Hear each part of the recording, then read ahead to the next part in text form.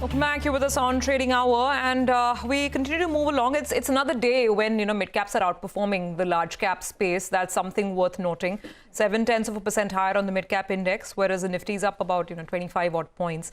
So that's how it is playing out in terms of big movers and shakers for the hour. Not much, really. Some of the IT excitement is still visible on the screen, and Infosys, for instance, would be a case in point. It's still nudging some gains. But the sector of the morning in the equity space has to be pharma. So whether it's Dr. Reddy's or Cipla or Sun Pharma, look at the Nifty, look at the top gainers, you'll find all these pharma names on top. So pharma it is for this morning.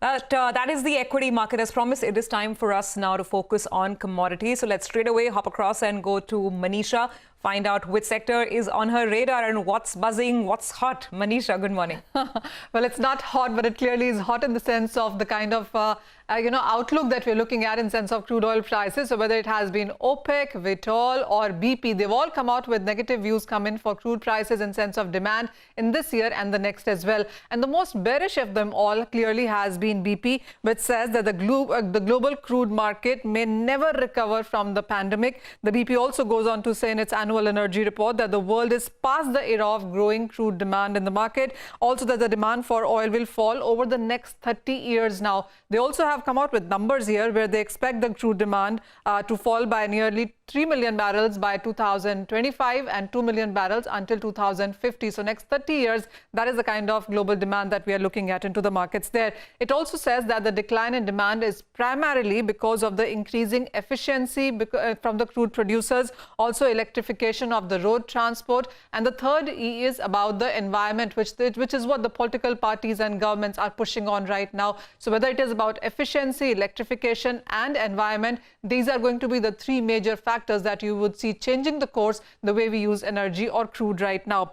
Also, BP has come out with three important scenarios. The first one, the business as usual, is the most novel or the most bullish one, where they say that the oil demand will pick up around 2025 and then plateau around 2030. The other scenario is rapid, where they expect the demand for liquid fuels to drop by 55 million barrels per day by 2050, and a 70% reduction is what they're expecting in emissions from energy to be seen by 2050. That is the same period again. The third scenario that BP works with is net zero, where the emissions will be reduced by 2050 and the liquid fuel demand will shrink by to nearly 30 million barrels per day. So it is business as usual, and within that as well, we don't see too much of a demand recovery coming for crude. The other two scenarios clearly are bearish for crude, but bullish as we see in case of the renewables there. The BP also goes on to say that the gas and oil production to fall by nearly 40% from 2019 levels by 2030. So as I said, whether it is about demand, whether it's about production, they do not see those kind of levels come back again ever. And that impact is clearly seen in case of the crude oil prices, where the hedge funds have continued to cut their bullish positions, lowest in 2 years right now, and $40 per barrel on the Brent seems to be a very stiff resistance. They're saying that oil demand may never recover from the pandemic. Manisha, have they ever gone on the Western Express Highway in the evening right here in Mumbai? Let me take those BP officials with me as we drive back. But no, I'm just making light of the situation. Understand the concern of a big, large oil giant. Prashant, you're in Delhi. I don't know what you see. I can tell you there's plenty of petrol and diesel demand here in Mumbai.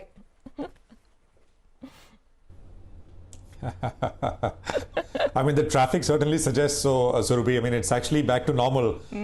So, yeah, I mean, but, the comments were pretty interesting, right, in the context of, Nimesh earlier mentioned oil marketing companies and how those stocks should do well. But, I mean, think about it. The broad overlay is that, world demand for oil will not grow more than it grew in 2019. Basically, I mean, so we are ending the decade, and BP said that, well, this is peak oil in this decade. So what we saw in 2019 was the peak. That's what BP is saying, at least. But I mean, it's also true that India is one of the very few countries in the world where demand growth is still 6, 7, 8%, depending on which year you look at. Okay, we will sort of talk about that in greater detail, but that's an interesting report from BP. Let's bring in Tahir Badshah, who's Director and Chief Investment Officer at Invesco Mutual Fund. He's joining us right now on the show to take some questions. So there are a couple of things we want to talk to you, Tahir, about. First, of course, is the entire rejig which is expected to happen, won't happen, what happened yesterday with the reclassification of multi-cap funds, what SEBI wants to do, be true to label. Then you have a new fund offering, which we want to talk about, the India Focus 20, and we'll talk to you about that. And then I want your thoughts on the markets as well. So we'll sort of go in that order. But Tahir, let's just start with your thoughts on what we saw yesterday, that big 5% move in small caps. Was that sort of funds realigning to that 25% which SEBI said, or do you think that was largely the market trying to outguess what funds would need to buy and ramping prices higher? Well, hi Prashant, hi Surabhi, good morning. Well, I'd like to think that it is more of the latter than the former. I mean, there would have been a little bit of the former as well, but I would not think that managers of multi-cap funds would quickly make the moves in order to comply or get on the course of complying with the new SEBI regulations. So and we still don't know what the final contours will probably look like. Of course, the SEBI regulations are there, and they want a few things changed, especially with respect to making sure that every product is run true to label. So that's their underlying belief.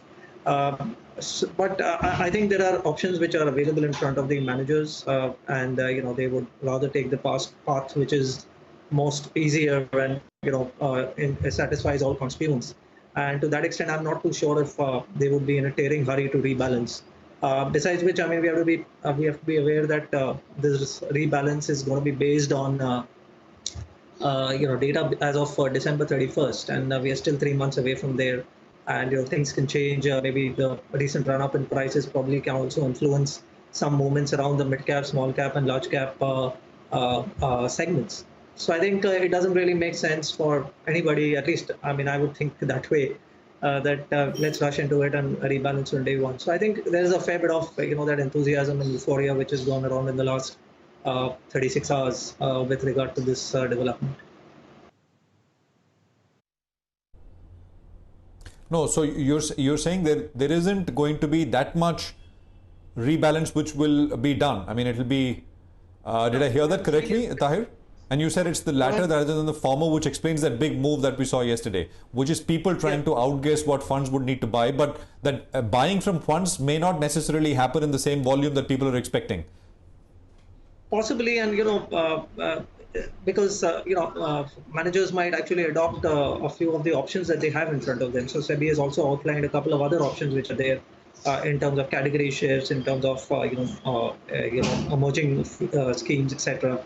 So that's something which I'm not too sure everybody is deliberated and has made up their minds on. So it may not necessarily translate into the way the numbers are being kind of put forth in terms of the buying, which probably can occur in the mid and small cap, and maybe even the selling, which can occur in the large caps. Plus, beside which, like as I said, we have time. I mean, even managers who have to rebalance have time on their hands, and markets can correct in between, and there can be several possibilities. We are 3 or 4 months away from that deadline. And like as I said, it is going to be based on December 31st data. So we need to once again, managers will have to once again re-examine what happens to the classification as of December 31st. And that may call for once again some fine-tuning in the market cap distribution within their portfolio. So I'm not too sure if the institutions are going to rush into it very quickly. I think it'll be a fairly spread out approach. They'll explore all the possible options in front of them. So to that extent, it appears, as I said, that the market seems to have tried to outguess a little more in the last couple of days than it actually having been a lot of the institutional activity. At least that's my perception. Sure, Tahir, I completely understand where that comes from. I would take my invisible hat off to those who think that they can guess what Tahir and his friends in the industry are going to do right up till January and February, because that's the kind of window that's available, and they guess what SEBI is going to do. And who knows, we might get a change in the regulation, and there's a lot of back and forth between AMFI and SEBI as well on the matter. Now, let me ask you, based on what we know, Tahir, today, what the regulator said was that there are options, there are different options. You can reclassify the existing scheme. So, for instance, the multi-cap fund that you have at Invesco, would you look at the option of perhaps changing the classification into a large and mid cap? Would you look at, changing it to, let's say, a focused fund?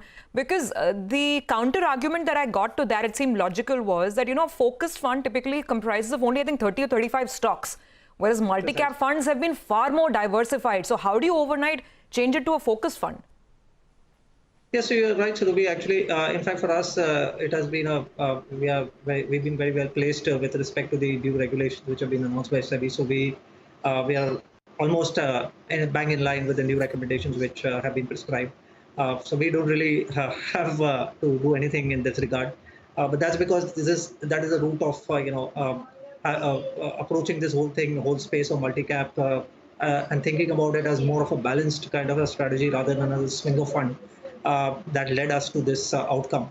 So I think for us it is lesser of the challenge, but I perfectly appreciate what you're saying, that moving from one category to another also needs to be thought through.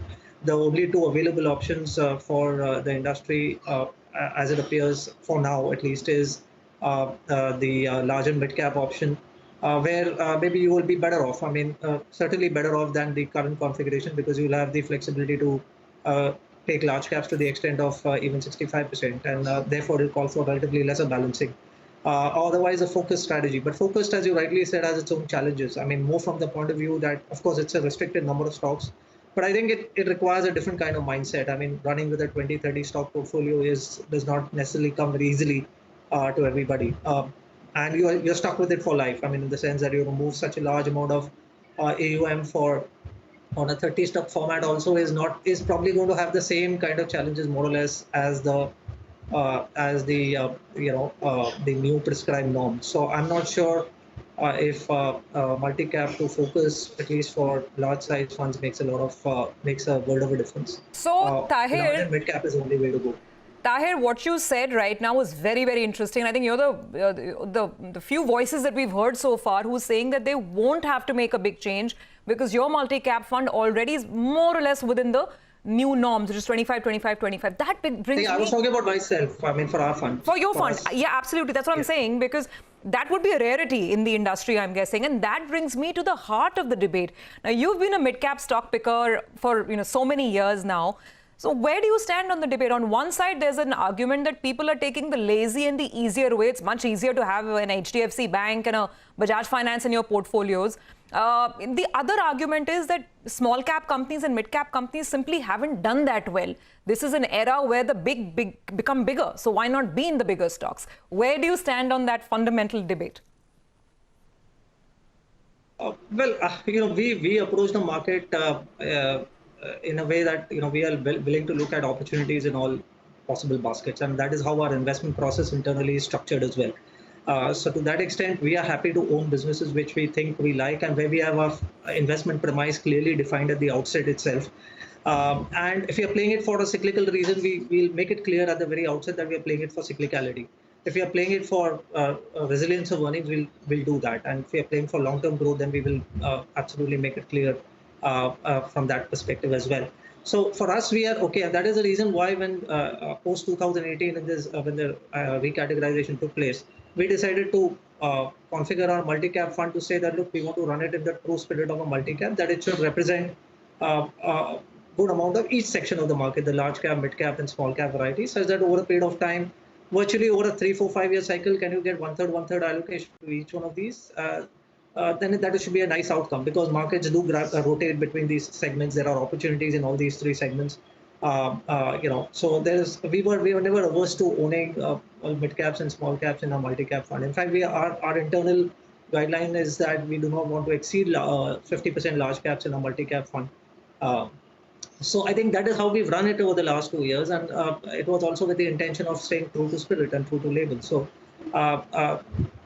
as it appears, I mean, the new guidelines seem to be proving that same line, so that's nice, and we feel that we are in the right place. So to that extent, yeah, we have relatively less to worry about at this stage, at least with regard to this one. Yeah, no, absolutely. Tahir, talk about your new offering, the NFO, India Focus 20 Equity Fund offering. Can you talk about this? Sure. So, Prashant, yeah, like, as you know, we are in the midst of this, and the NFO is presently on. Look, I mean, this is a category which is pretty well known. It is also something which is kind of close to my heart. I've worked on some of these kind of products in my earlier assignments as well. For us, actually, at one level, while Invesco India Focus 20 Equity Fund is a new product, it is not necessarily a new strategy for us. I mean, in a way, we have run high conviction, concentrated stock strategies, even otherwise. So most of our portfolios, in fact, all our strategies at Invesco today are reasonably compact in nature. Generally, our stock sizes are not more than 45, 20 to 45 is the range in which we operate. We run our strategies very, very actively, every position of ours being an overweight position, etc. So to that extent, it's not something entirely new, but yes, it is at the lower end of the concentration curve. And rather the higher end of the concentration curve, only 20 stocks. Generally, the range is between 20 and 30. But we wanted to basically, we think that this is a strategy which is evergreen in nature. I mean, a high conviction strategy should be there as part of the asset allocation within the equity space. It calls for a lot more due diligence, and it means that we have to follow a lot more meticulous approach. I think there we would be heavily leaning on our investment process, and we are confident that it can deliver. It has delivered in the past many years, so we don't really feel discomforted by the fact that we are looking at a high concentration strategy. There is a perceived level of risk which is associated with this fund, but we'll try to bring some mitigants around it. So first off, it'll be a 20 stock portfolio. It cannot do more than 20 stocks, as the name suggests. It will be multi-cap in approach. So we'll keep a decent balance between mid-cap, large-cap, small-cap. Again, just in line with what I told you earlier a while back. It will have a large-cap bias for sure, but we will have enough room to the extent of maybe 30 to 40% to buy into mid-cap and small caps as well. So the new, of course, the new guidelines for the multi-cap category, but we have been cognizant here as well, and we provided for our ability to buy into good quality mid and small caps as well in this fund too. And lastly, we like to think that we can bring a blend of growth and value in this strategy.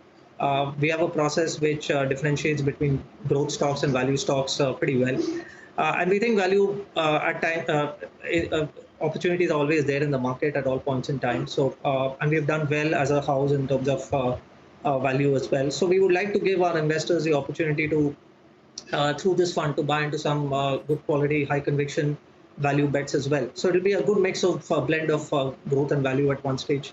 And we'll take care of the build some safeguards around the bet sizing as well, because as you know, it is more of a concentrated kind of structure. So we would like to be careful about the kind of weights that we will run with and the exposures that we take to individual stocks. But heavily will lean on our investment process to make sure that risk as far as possible is controlled. And risk for us is a lot more fundamental. It will have, of course, a fund can have high volatility, but that's to do with more of daily stock price fluctuation. We would like to focus more on the risk element of the underlying businesses that we buy. And if we can control that, I think this is a fund which is inherently designed for relatively better investment outcomes in terms of returns and ability to generate alpha. So this is exactly the the premise and the broad contours of this fund that we are proposing, and it's currently underway.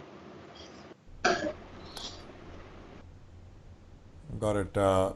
Tahir, it's a pleasure. Good luck with your fund. Thanks very much for joining us and running us through what you make of the entire sort of SEBI, the impact of what SEBI has said, and of course, I mean, talking about the new fund as well. Appreciate it. Well, the market has picked up a little bit. We're up 50 points now. 11,488 is where things stand.